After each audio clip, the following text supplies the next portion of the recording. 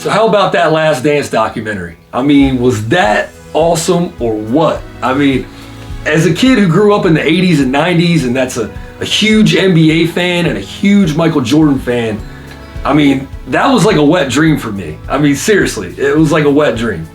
But, you know, it got me to thinking about what Michael Jordan meant to not only me, but to our generation.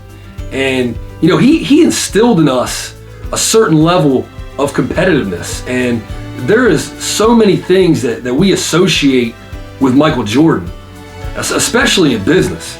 You know, I think one of the things that resonates with me more than anything now that I'm in commercial real estate is that image of him laying on the ground after winning the championship, and he's just so emotionally drained, and he's hugging the trophy.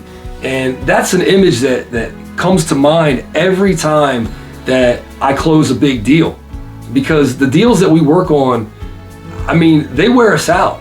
I mean, seriously, we put our heart and our soul into those deals. And, you know, more recently, Blair Rainier and I, we just closed on a $9.5 million CVS deal in Bowie. And, you know, that was a big deal, especially for me, because, you know, it was the second time that I sold that property. You know, I felt like I won back-to-back championships. But, you know, beyond that, I think what the most rewarding part of that whole deal was the fact that I was able to make my client $500,000 in a very short period of time. And, you know, I always love working with Blair, so it's always great when Blair and I can work on a deal together.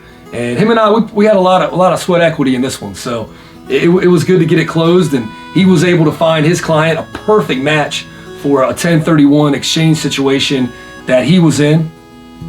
But, you know, these deals, man, that we work on, they're not easy. This one in particular had a lot more complexities than usual because of how unique it was. I mean, there was just many moving parts to this deal, and it had us brokering literally right up into the last second. But as deal makers, that's what we live for. I mean, when the game's on the line, we want the ball in our hands, and we like to close. When it's all said and done, and you sink that last shot, and the buzzer goes off, and everything is signed, that's a good feeling.